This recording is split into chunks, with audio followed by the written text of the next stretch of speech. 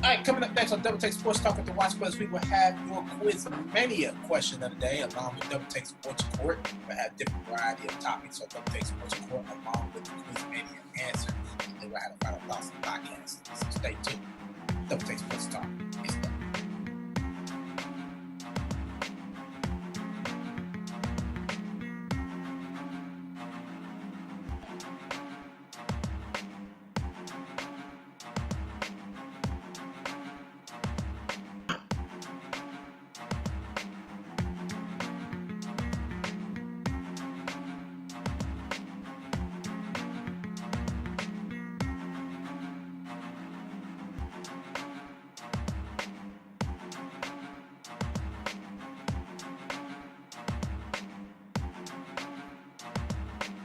From Indianapolis, Indiana, this is the Double Take Sports Talk show with the Watch Brothers. And here they are, ladies and gentlemen, your hosts, Gerald and Darren Watts. All right, ladies and gentlemen, this is it. Double Take Sports Talk with the Watts Brothers. Welcome to our podcast with the Darren Watts. Say hello to Darren Watts II. What's going on, D-Dub? All righty, welcome to our podcast, everybody. Hello, D. Watts. What's happening? Not much. Always that day we are doing what we can. Doing what we can. Yeah, you got that right. Doing the best we can.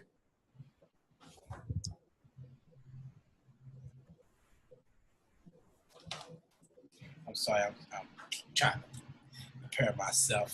All right, ladies and gentlemen, we have Quiz-mania question of the day, along with the Double Take Sports Court, where we talk about different variety of topics. Hopefully you enjoyed today's Double Take Sports Court, because it's going to be kind of interesting. And we'll have the answer, and then we'll have the final thoughts of the podcast. You're up. Ready to do it? All right, let's do it. Let's do it.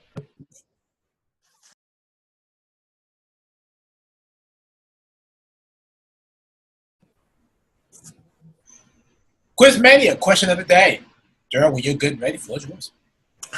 Okay, this is going to be a very interesting Quiz-mania. This is not going to be no right or wrong answers. It's been like this for quite some time with our past Quiz-manias. Darren, it's going to be very interesting, so put on your thinking cap on this one. You ready for it?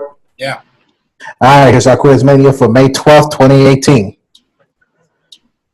A matchup. Who will win?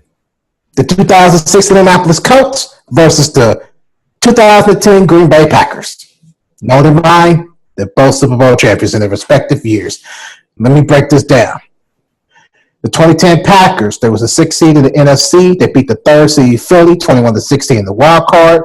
And they beat the 1st seed Falcons, 48-21 in the divisionals. And then beat the 2nd seed Bears, 21-14 in the NFC Championship game. And then they beat the 2nd seeded AFC Pittsburgh Steelers, 31-25 in Super Bowl 45. And for the 2006 Colts, they was the 3rd seed in the AFC. They beat the 6th seeded Kansas City Chiefs, 23-8 in the wild card. They beat the 2nd seed Ravens, 15-6 in the divisional. And they beat the 4th seeded New England Patriots 38-34 in the AFC Championship game, and then beat the 1st seeded NFC Chicago Bears 29-17 in Super Bowl 41. Oh, there's no debate for me. I ain't know who I got. That was a tough one. So this is a tough one. Not for me. Absolutely. Even though it's my favorite team, I know who I got. I know. Yeah, that's very interesting. That's very interesting. So of course, everybody else that's watching this podcast and they want to participate, just use the hashtag Quiz-mania on any other social medias, Facebook, Twitter, Instagram, doesn't matter which. Hit us up there with the hashtag Quiz-mania and let us know your thoughts. So, ladies and gentlemen, that is your Quiz-mania question of the day. We will reveal our answers later on in this show. So, with that being said, Double Take Sports Court. Dan, whenever you're getting ready, the floor is yours. All right, ladies and gentlemen, here we go. We are going to take a look back at Sorry about that. Here we go. We're going to take a look back at these in particular games. We're going to take a look back at Game 5 of the Houston Rockets. Let me get that back. Sorry. We are going to look back at the Game 4 Cleveland Cavaliers and the Toronto Raptors first. We're going to take a look at this in particular matchup here. Let's take a look at the statistics for the Toronto Raptors in Game 4 as they lost 93 to 128. Cleveland swept them. C.J. Miles, as you can see, had 13 points, 3 rebounds, 1 assist, and 2 blocks. Serge Ibaka had 12 points, 3 rebounds, and a block. DeMar DeRozan had 13 points, 5 rebounds, and 1 assist. Kyle Lowry had 5 points, 4 assists, 10 steals. Daryl, take a look at this. Take a look at this bench. Valanciunas had 18 points, 5 rebounds, 2 assists, and 3 blocks. Daryl, when you look at this bench, do you believe that this bench could have actually helped Toronto, even though they lost? They could have gone somewhere with this bench. But because of Toronto's starting 5, they were not productive enough. Do you agree with this, or what is your thoughts on that series alone? I'm gonna be honest with you, bluntly honest. And while you're talking about that, just note these statistics for the Cleveland Cavaliers as they're up on the screen. Go ahead, Joe. Okay, I'm just gonna be bluntly obvious. It's just gonna be straight up true. I am very, very disappointed in how Toronto took this series. You don't win no games. You go to the first round. After the season ends, you go to the first round, you beat Washington in 6, and then you get swept by Cleveland that previously got their ass drained. They're drained by a dangerous Indiana Pacers team in 7 games. The Raptors should have taken advantage of that. Period. No excuse. Why did Cleveland Cavaliers sweep the Toronto Raptors? Why did they do that? I'll tell you why. Because Toronto cannot handle them. This is the second straight Eastern Conference Finals that they have faced each other and got beat both times. Inexcusable. For me, that tells me a configurative style that Toronto never showed up for this series. Not once. Well,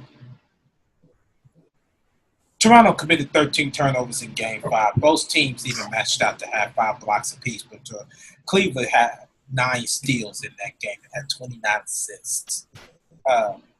That is enough right there to let you know that you are as like they did not just show up for this game at all. They did not. I don't get it because LeBron James pretty much put on his game face the whole series. Put on the whole series and dominated him. Kevin Love dominated him. And it was just like, I'm completely through with it. I couldn't believe it. And so now it's up to Boston to actually try to at least make a series out of this at least. At least to make the East interesting or something previous to the pass of the Pacers in the first round. I'm just saying. I agree. We'll get more about Toronto specifically with the firing of Dwayne Casey in just one moment. Let's continue with the recap and let's go to Game 5 of the Utah Jazz and the Houston Rockets. Let's take a look at some brief statistics for the Utah Jazz side. Joe Ingles with 12 points, 5 rebounds, and 6 assists for Game 5. Rudy Gobert with 12 points, 9 rebounds, 1 steal, and 5 blocks. Actually, pretty decent. Yeah. Defensive effort on his behalf. Oh, no doubt. Yeah, and Donovan Mitchell with 24 points, 4 rebounds, 9 assists, and 1 steal. Even though those points show that he played like if he was a veteran, he was still a rookie. And Derek Favors with 6.6 rebounds, and Alex Burke with 22 points, 3 rebounds, 5 assists, and 1 steal. And then on the Houston Rockets side, Trevor Ariza had 2.6 rebounds, 1 assist, 1 steal. PJ Tucker had 19.6 rebounds, 2 assists, and 3 blocks. James Harden with 18.4 rebounds, 4 assists, and 2 steals. That's very interesting. Chris Paul had 31.7 rebounds and 10 assists, 41 points. And the bench barely showed up. Most of the points production goes to one Chris Paul. Do this show a level of him winning a championship now? With this type of performance on Chris Paul's behalf? It does, now that the fact that he actually has, in my personal opinion, help. Yeah. James Harden don't do much. Mm-hmm. And see, they could just switch off each other. When James Harden's not having a good game, guess who could step up? Chris Paul. And when Chris Paul's not having the game that he's supposed to, guess who can step up? James Harden. They both get equal amounts of rest, like how they're supposed to, and one could take over, flash of the instant. Boom. Yeah. Now, they got a chance. No doubt about it. They got a chance. But they have to, and like I put on Instagram, so here's the message to the Houston Rockets. If y'all going to face Golden State Warriors, y'all been playing like championship teams this past season, prove it. Prove it. Because right now, Minnesota and Utah, y'all ain't proving nothing. I'm just being honest. Y'all ain't proving nothing. So here you go. Chris Paul led in every statistical category for the Houston Rockets. 41 points. He led the team with 41 points. He led the team with 7 rebounds. And he led the team with 10 assists. That's a championship player, in my personal opinion. It does. Absolutely. But this is the ultimate test. Western Conference Finals is going to be the ultimate test on how they play. Here's one of them. Here's one of them right here. They must not commit so many turnovers. Keep this down. Keep these defensive efforts up. 8 blocks. 10 steals. 20. Keep sharing the basketball. Absolutely. Keep sharing the basketball. Box out. Get those boards. Mm-hmm. Yep. All this all the way around. All of this all the way around. The only way you can get all of this all the way around is if they keep doing this. Sorry. If they keep doing this, Houston, where'd it go? I don't have it on here. Oh, never mind. They keep doing one of these right here. Missing shots. 46%. If they keep missing shots, get these rebounds. Even on y'all's behalf. Even on Houston's behalf. If you have where you are missing shots, get your offensive boards. Get your boards. 40, 41. And I'm going to tell you something else that I think that needs to happen too. And in order for the Rockets to score, is just my personal opinion, the only way that also, besides all that, the Rockets would also win this game if they set high screening rolls. Absolutely. They do not have a paint protector, but they do have a defensive team. Not a paint protector, a defensive team. Set high screening rolls, roll to the basket, attack it, go to a line, drill them. Yeah. Get them dudes at the foul trouble. No, sorry I say about that. Well, now that you mention it, take a look at their free throws. Here's their free throws. 82%. Game 4. Absolutely. That's what they really do. Go to state. Absolutely. Yes. Yep. They need to get to the foul line. And do this. Shoot their lights out. Mm-hmm. They can do it. They got the ability.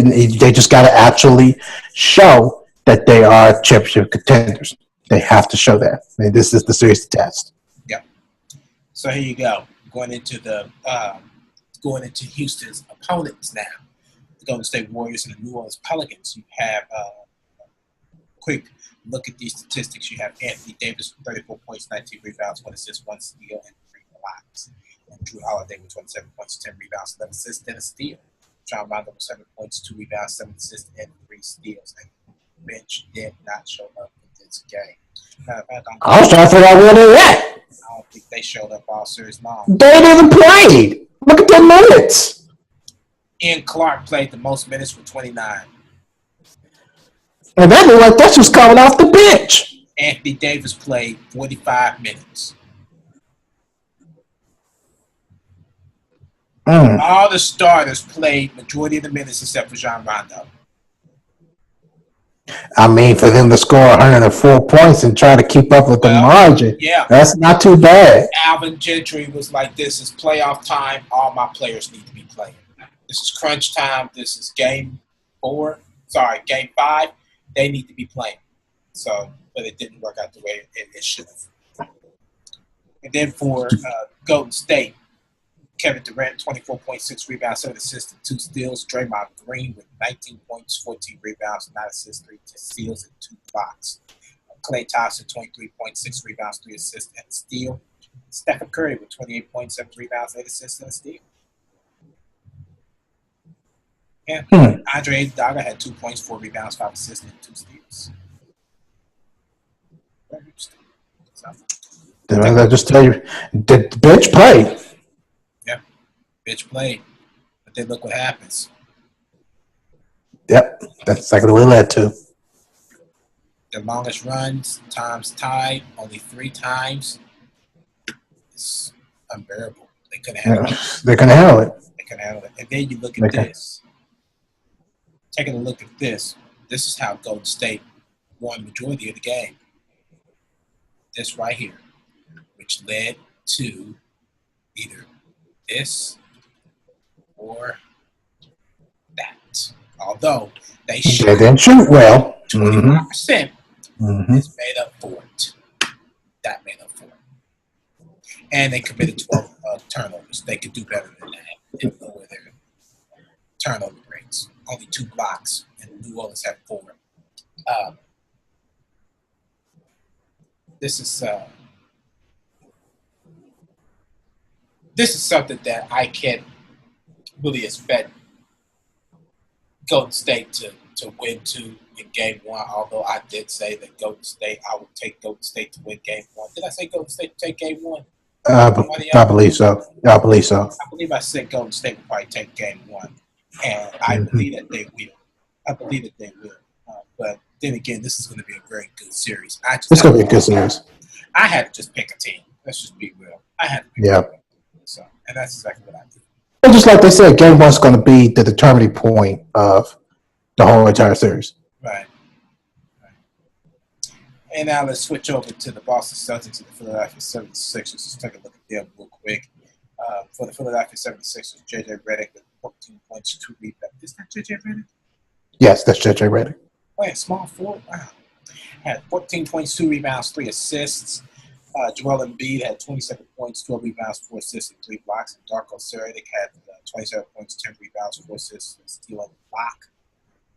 T.J. McConnell, 9 points, 5 rebounds, 6 assists, and 2 steals. Ben Simmons with 18 points, 8 rebounds, 6 assists, and a block. And the bench once again did not show up, and majority of the starters played majority of the minutes.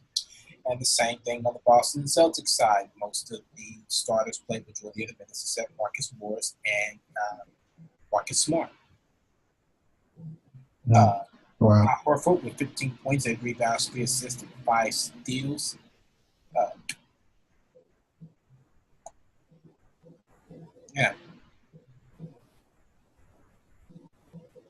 Daryl, what do you got to say about this series? Philadelphia looks so good. What happened? Briefly, what happened? Better teams. Point blank period. Brad Stevens trained up and actually caught up with some good talented players and turned them into actual acting like experience. Yeah. Just terrific. Although this right here, the biggest lead of 12. I don't know, Daryl. Hey, you're right. Here's the problem. They managed in crunch time. That's very true. They managed. And here's your crunch time. This is part of your crunch time. 1. Yep. 2, and 3. They had an opportunity to top the game, Darren. But Ben Simmons made a bad pass and the game was over. Boom. That was it. Playoff pains. Playoff pains. Plain and simple. Plain and simple. But what you cannot do if you're the Boston Celtics, you cannot do this. This is a big, fat no-no. Yes. Yeah.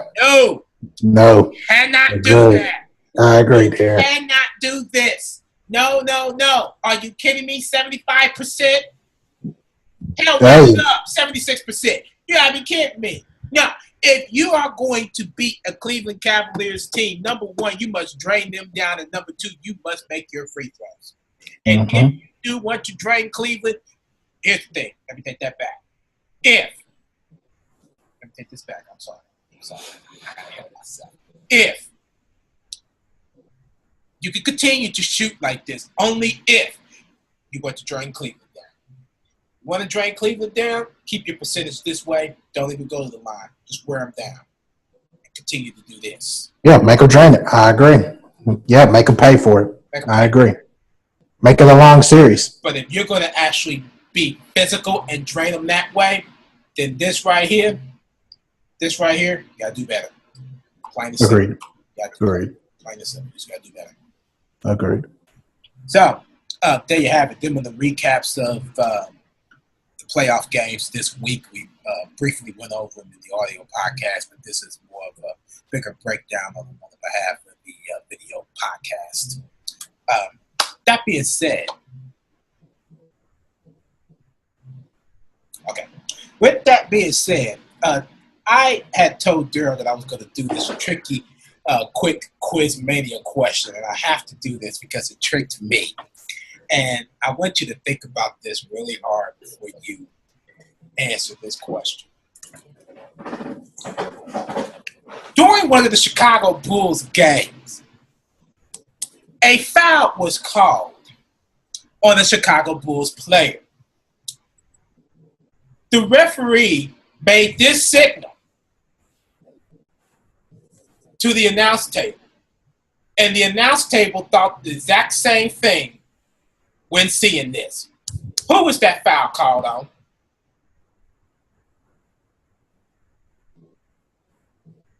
Did you say what year it was?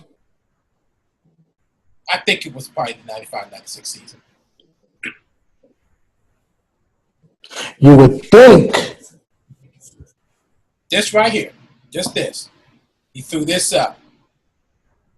You would think that foul would have been called on Steve Kerr. The call was on Tony Kukoc, number 7.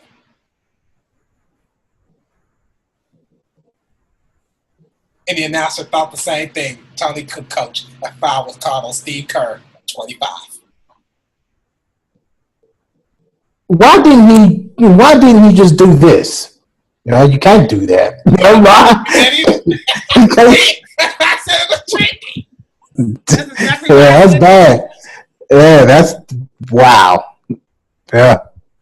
Yep, the announcer people thought it was Steve Kerr, but it was Tony Kukoc, because both Tony Kukoc and Steve Kerr was in the game at the exact same time. 25 and 7. That stands for both. Wow, impressive. Threw me off too.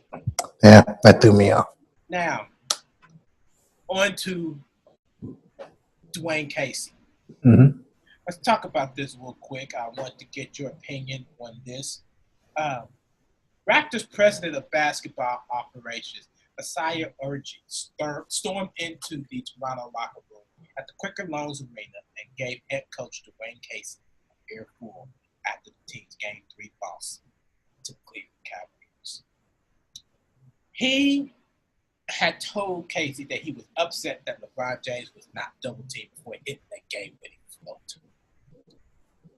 Mm-hmm. He pretty much just went on a rampage and said, "You ain't worth it." Do you agree with that? I agree with that. You rated him so much. Do you agree with that? I agree to an extent. Because like I said this before, and you really have to take the risk of, double team. This is part of what you do. But at the same time, when you look at it, you have to you have to initiate that stuff at a very different time. And with Dwayne Casey, he's been able to show himself up in the regular season, but when it comes down to the playoffs, he's under 500 in playoffs. So that makes it look pretty bad on the behalf of himself. So I felt that the firing was kind of cold. It was kind of cold, but you expect it coming because of the non-success that you have in the playoffs. Yeah, your non-success, and then on top of that, just like you said during the recap of this right here, you literally pinpointed it. It was disappointing to see Toronto winning 6 against Washington. Then you have the drained Cleveland Cavaliers come in and sweep. What kind of crap is that? What kind of exactly? That's not good. That's what the president of basketball operations is thinking about. What is this? They got drained in 7 games against the Pacers. They even came back in every single loss that they had in that series. Every single loss the Pacers had, they came back in that series. Every single win that they had in that game, in that series, it was either in blowout fashion or in comfortable margins. How the hell did they come in to the Cleveland series to get swept like that and at home? How do you do that? Dude, that's not good. That to me was not cold. To me, that was not cold. Because that was not cold. That right there, I give him one of these. Because there's just no way in the world that you should have at least won 2 games to Cleveland. At least 2. At least 2. I agree, Derek. At least 2. Yeah, I agree. But that just... Swept! You can't be swept! Yeah. If the Pacers can give Cleveland 7 games, Toronto should have been able to do the same thing.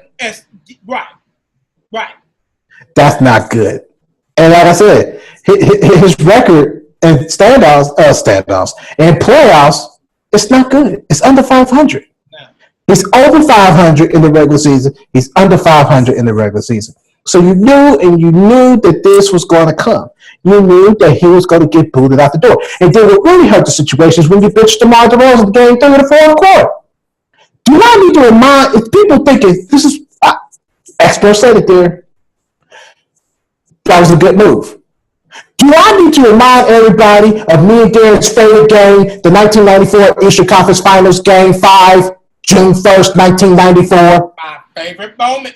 Reggie Miller struggled all damn game long, and he lit it up in the fourth quarter. The quarter that's needed the most. With one person to blame. With one person, Spike Lee. That's right. Yep. That's right. Yep. He was to blame. That's just the whole morale. You need your best player out there. Why are you bitching DeMar DeRozan? I said it on Instagram. Was that maybe a good move? Maybe. I don't think so. It didn't do any better, but at the same time, it's like you never know what the outcome could have been. That's what I'm saying. Do I need to remind everybody of what happened June 1st, 1994?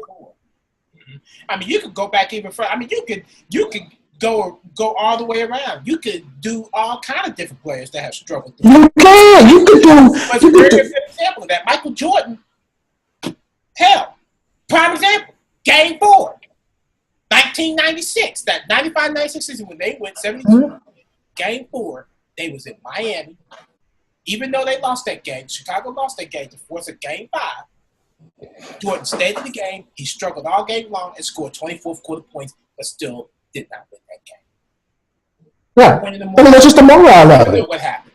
You never know. You never know. Right. Exactly. You never know what happens. So, yeah, that was just plain ignorance. And that was a damage that could have not been fixed. So, yeah, it's time. Like you said, it's time for a new voice.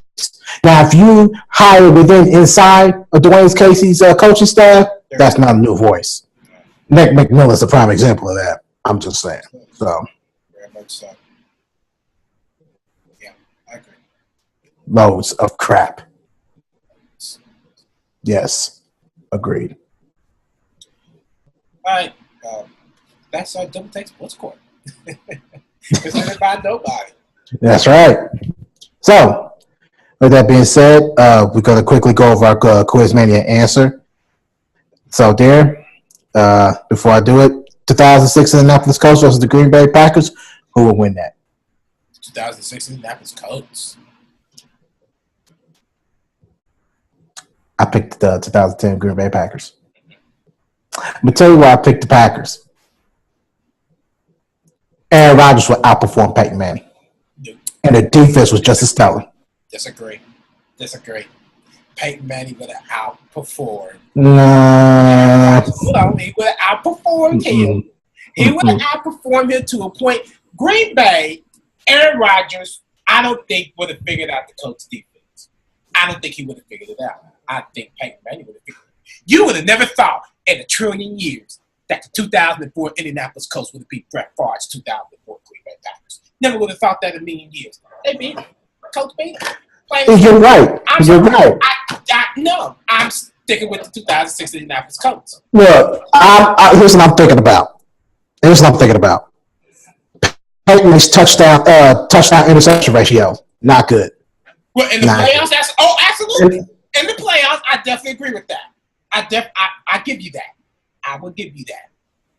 But it was pretty much the same thing with the Super Bowl of that year with Peyton Manning. Still won that game. He was the Reggie Miller 94 game 1 scenario. He was just that. Reggie Miller struggled all game long. And then here came Reggie Miller in the fourth quarter to not only win a crucial game 5, but to go on and lose that series in 7. But the morale of that was really a bad example. But the morale is Peyton Manning can struggle all game long, but then will come around to his senses in the fourth quarter and pull it off. You got Tony Dungy as your head coach? Are you kidding me? Peyton Manning.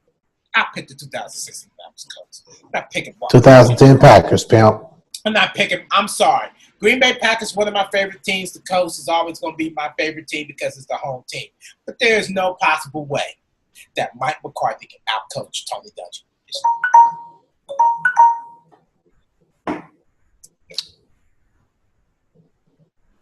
But hey, 2010 Packers, ain't no way.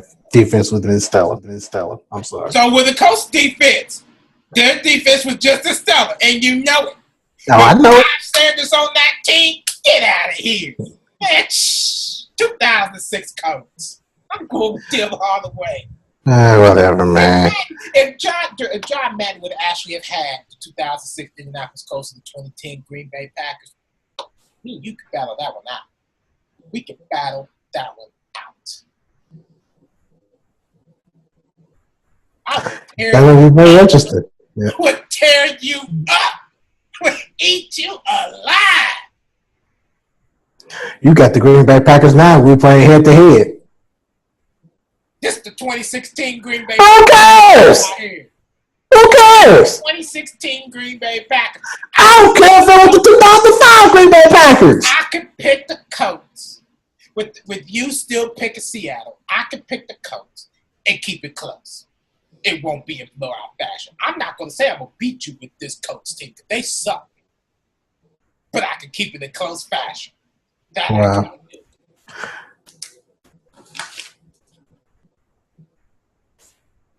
We'll keep that in mind. You do that. Keep that in mind. You keep that in mind. As y'all watch this second quarter, reminisce on this because just kind of reminisce on it. Yeah. The backfires on me in the second quarter.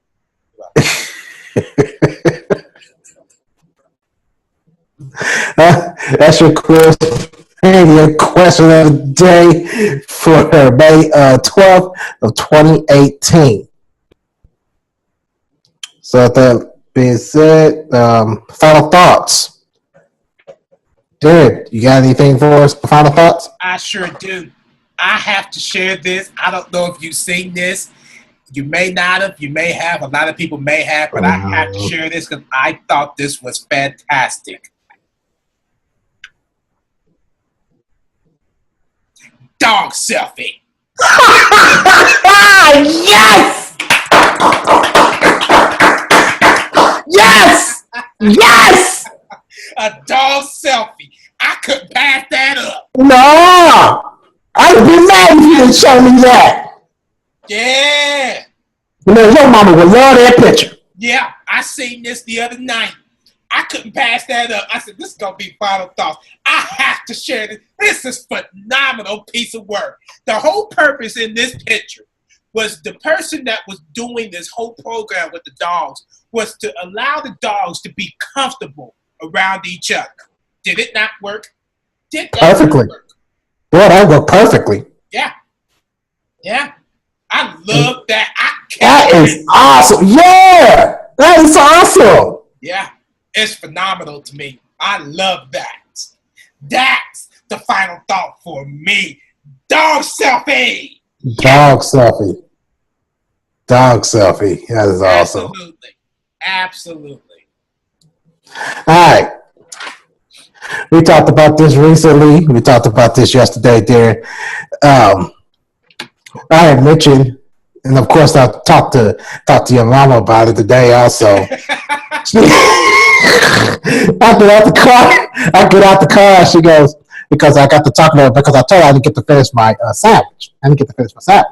And she was like, you don't put ketchup on your sandwich. You damn right I do. Yeah. Damn right I do. He's like, that's this. We're like, what is wrong with you people? That's just like having moist tomatoes on your damn sandwich. What is wrong with you people? Because moist. Oh, you suck. Listen to me. Having a moist. Oh my gosh, man. Do you know the drill? Do you know? Look, ketchup. Look, I love my bread laced with ketchup. Let me tell you something. Let me explain something to you. Because evidently you're twisted. Nah, I ain't twisted. No, you cannot compare a moist ketchup tomatoes with fresh tomatoes. You are insane. All the crap that they put in ketchup, you gonna compare that to a fresh tomato? Get out of here. It works around a tomato, man. No. It works around a tomato. No, you are nuts. Dude. So you're telling me on a deli sandwich you would see a tomato on it? I put ketchup on it. Take the tomato out since you love it so moist. I would. I eat the tomato by itself. Oh, you are disgusting. I'm not disgusting. No, y'all need prayer. Down with that Miracle Whip crap. No, potato salad and chicken salad. Perfect. Not on no damn sandwich. No. Oh, wait. You're telling me that you can put Miracle Whip on your chicken salad, your tuna salad, and your potato salad, but won't put it on your damn sandwich? Oh, you got problems. No, I don't. I ain't got problems. Yes, you do. Bro, just eat. Man. That's it. Okay, now y'all can draw and see. Y'all can draw on me all you want. Y'all can draw on me about the macaroni and cheese. I put ketchup on the macaroni and cheese. I put ketchup on my chicken. Yeah, draw on me in. What happened to barbecue sauce? What happened to that? I still eat it. I even sometimes put it on my sandwich, as you mentioned it. Okay, I would prefer barbecue sauce over some damn ketchup. You're disgusting. I'm not disgusting. If I put Miracle Whip on my sandwich, it won't be the same. Oh my goodness. It just won't be the same. It's delicious. Man, Mama was telling me, she was like, I'm gonna get you some I think she called it salad spread. You know, it's kind of like with relish and whatever other crap they have on it. And I'm like, okay, do what you want. But at the end of the day, guess what I'm putting on my sandwich? Ketchup. Period. There's a difference between Miracle Whip and mayonnaise. There's a difference. don't care. There's I don't care. big difference. And there's a big, tremendous amount of difference between ketchup and not mayonnaise, Miracle Whip. Ladies and gentlemen, we would love to hear your thoughts on this one. Yes. Hashtag sandwich. Sandwich. Hashtag sandwich. Any social media site, doesn't matter which, let us know your thoughts. What do you put on your sandwich? Let us know. This right here. It could be hashtag Team Miracle Whip or hashtag Team Ketchup. It don't matter to me. Because there's some people that ain't going to agree with the 9 one of them. Exactly. And I got to be the nasty one. Well, everybody just had their different choices of a sandwich. It's a better satisfaction knowing that it's not ketchup. It's a better satisfaction to y'all. It's a better satisfaction to me for ketchup. To hell with that Miracle Whip crap. No, I'm good. And be grateful. Let me tell you something. You better be lucky I don't put ketchup in my potato salad because potatoes go well with ketchup. French fries. Who cares? I don't care about that. See? I mean, it doesn't make a difference. Because you know, Miracle Whip is delicious. You know this. You know. Look, Miracle Whip. No, Miracle Whip. Wait a minute. Miracle Whip is good on the potato salad, chicken salad, and the chicken salad. It's good. It's perfect. I love it. But not on no sandwich. Who cares? No. You know Miracle Whip is good. That's all you just admitted, right? I know that. Good. But it's not satisfactory on my sandwich. Mama was planning on giving me some sandwiches that had Miracle Whip on it. I said, no, give it to the Mike. I don't want this. Give it to the Mike. He killed it. So the Pongo. I bet he did.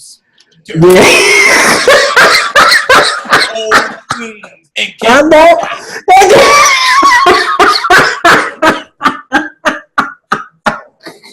I know this. I would have got mad at him. I actually would have laughed. Now, if he ate my sandwich, yeah, I'd have been mad. Don't kid. You wouldn't care about the Miracle Whip. I wouldn't care about the ketchup. Papa just came in and swallowed it all in one hole, made me mad. I couldn't figure out where my sandwiches went. Had he not been swallowing it, I would have never knew he was still eating it. Who knows this? I wouldn't know. Wow. Yeah. Man. Hashtag sandwich. Yeah. Let us know your thoughts. Please, please, please. If y'all watching this podcast, let us know what you think. Let us know what you do to your sandwich. Because trust me, it's going to be different from me and Deers. Absolutely. So, that's our final thoughts. If there's nothing else there, we can wrap this up and get on out of here. Let's do it.